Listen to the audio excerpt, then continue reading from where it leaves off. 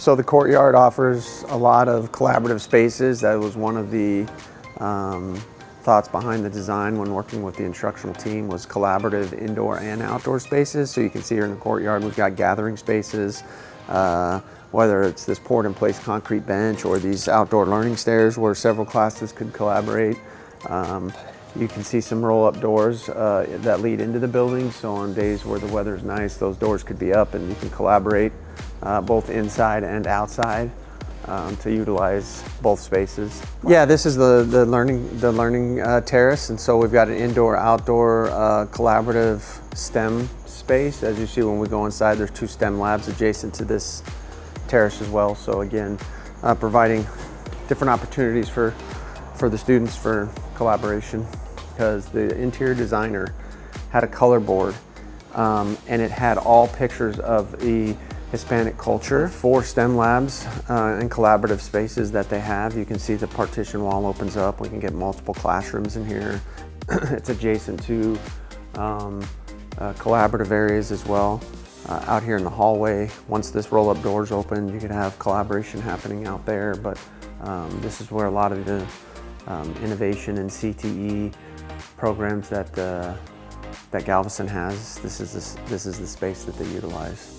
And then did they have those programs like before the rebuild as well? If they had the programs, they certainly didn't have the appropriate instructional space. So they were just making do in a traditional classroom or maybe in the NPR, but they certainly didn't have a true dedicated space for this type of, whether it be robotics or whatever CTE program they're focusing on. Brought the books to the students. So we took age-appropriate books and brought them to those grade bands, and they're adjacent to small collaborative learning areas and then adjacent to their classrooms. So we found that to be a really efficient way for them to access the literature.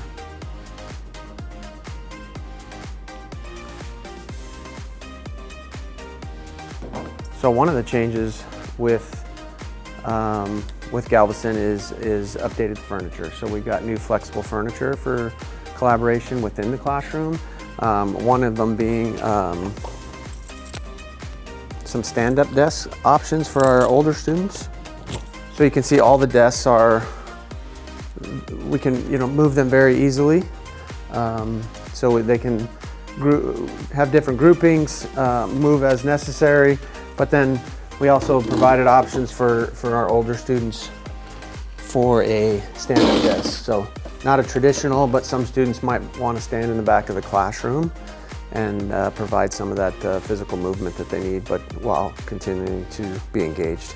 So this again provides some of that movement some of these students need, just stabilizing themselves. Like research shows, like when they're able to move just a little bit, it releases energy, helps them stay focused. Another great literacy area. You can see we also really wanted to highlight and maximize natural light into this space.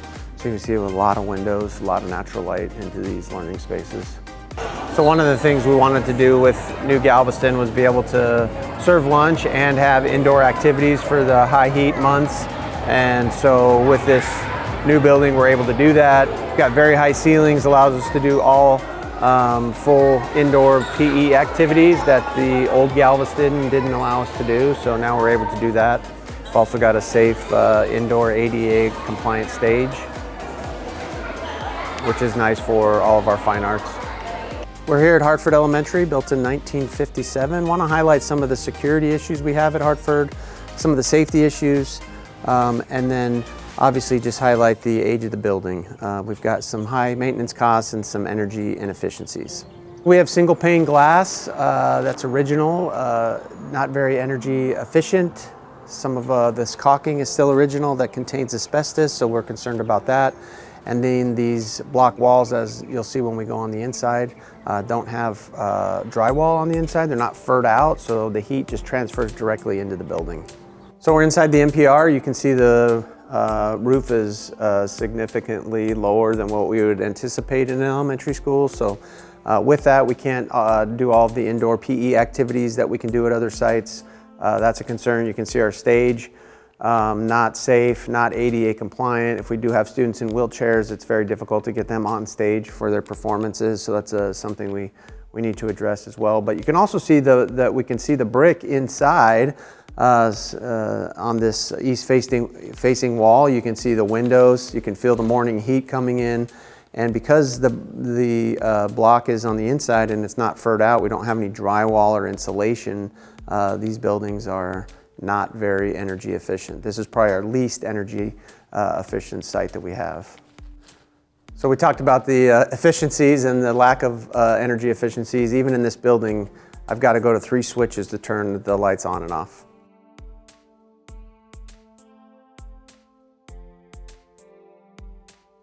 So connected to the NPR where our students are eating lunch is the kitchen. So we've tried our best to update the equipment over the years, but it's just not an efficient delivery system for our food and nutrition. And our students, you can see the access to the serving lines is kind of clunky and not efficient. So although the prep area is a decent size, it's when we get to serving the students that we don't have enough space. So all of the students are coming through here, trying to come in from the NPR cafeteria, get their food back out through the cashier, and it's just small. It's too small for the students we have. We have 750 students here, so enrollment at Hartford is very strong, and it has been historically, and we anticipate that continuing in the future. And to serve 750 students in a small space like this, it's difficult.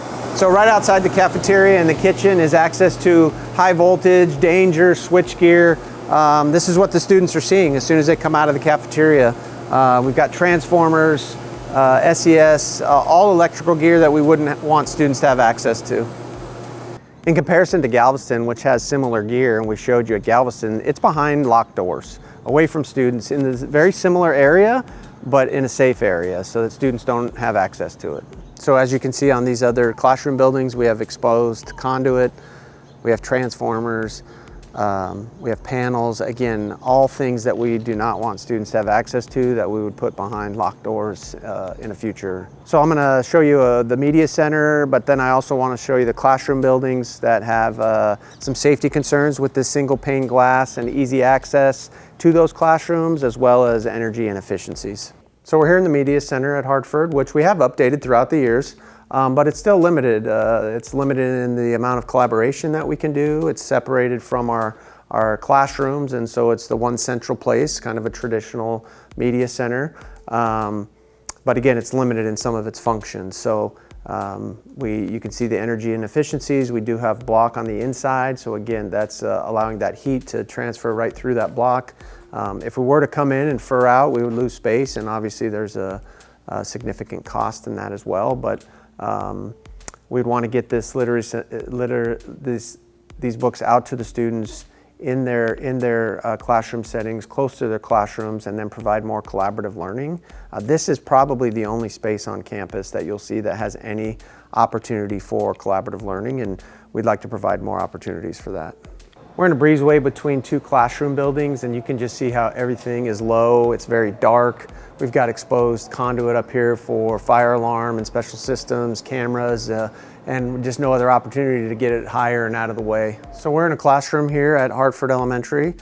You can see the ceilings are retrofitted to the original ceiling so that we could provide some HVAC and some more traditional lighting, but they're still very low and dark. We've got, as we added power, we had to add this external conduit because of the way that the school was built. You couldn't run it into the plaster. We've also got exposed brick on the inside, again, providing inefficiencies for energy. And then we've got large windows on both sides, so security issues as well there. Single pane, again, with outdated materials, asbestos in the caulk. Yeah, this is room 4.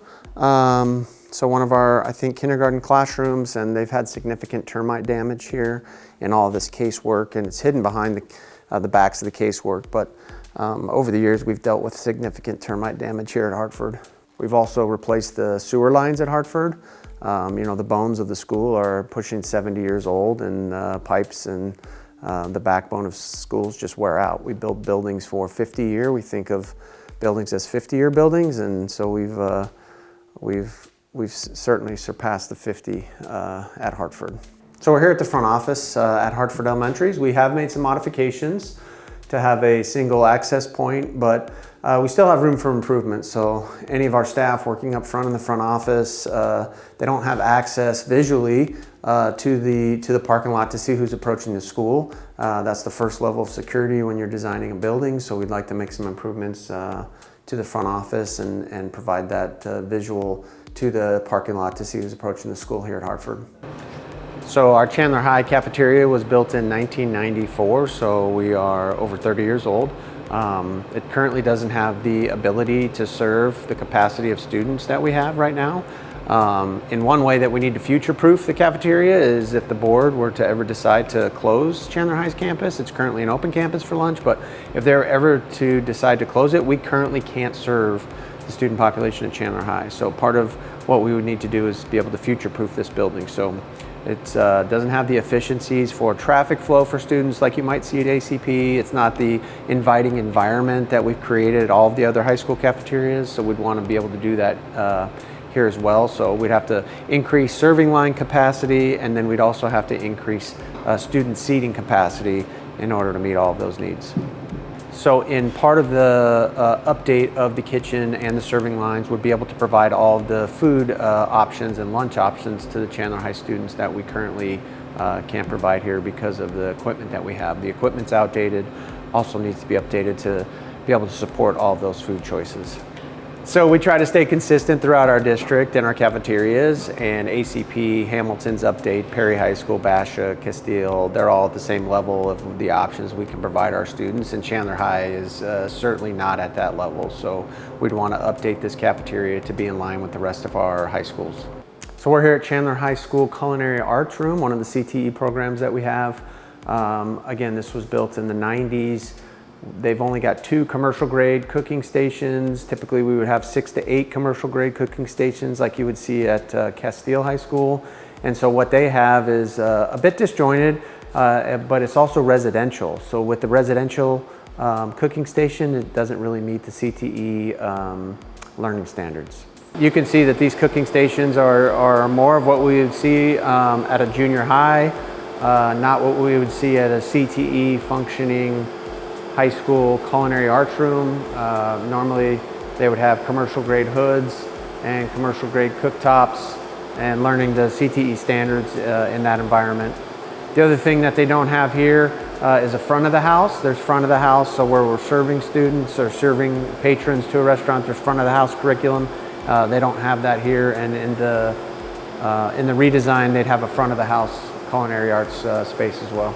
Here in the summer, so this space looks very open, but it's very cramped. When students are here, we've got supplies that are kind of pushed in the corner, not where they normally would be during cooking or during instruction, but this is a very cramped area. We've got a small classroom over here, and then like you've seen, the main kitchen area that just doesn't have the appropriate equipment that we'd expect, but the space is much too small for the classes that we have here. We are here at Knox Academy, built in 1974. Knox has one of our internal offices, so the front office is actually in the heart of campus, which in the 70s was a pretty common design, but here in 2025, not so common. We'd like our front office to be attached to the parking lot, which we currently don't have. So we employ a security officer here during business hours, during school hours to welcome our guests. But we'd like to move the front office out to the parking lot. We need to update their kitchen and NPR. It's one of our oldest and least functional in the district. All right, we're here in the NPR at Knox Academy. As you can see, we have low ceilings, again, restricting the activities that we can do for PE in the hotter months when we're indoors. We do have an updated stage, but it's really the ceiling heights and the size of the NPR that's a concern. Knox is a high enrollment, always has a wait list for Knox, and that becomes difficult when we start serving lunch. So I want to show you the kitchen area as well. So you can see the kitchen area, we have limited serving space. We're actually serving in the NPR where the seating is taking place. We have storage, cooler and freezer storage. We don't have room in the kitchen for those, so we have them in the NPR, again impeding when we're doing activities. And when you get into the kitchen and the prep area, it's significantly too small to serve the student population that we have here at Knox. We're here at Hancock Elementary, built in 2004. Hancock has strong enrollment, but over the years the trees have done significant damage to many of the sidewalks and concrete. You can see we've had to grind them down, starting to heave concrete. The water has taken a toll on some of these irrigation outlets and starting to disintegrate the concrete. We have this issue at many schools, at Bologna, at Tarwater, at Conley. These would all be areas that we need to address through future bond funds.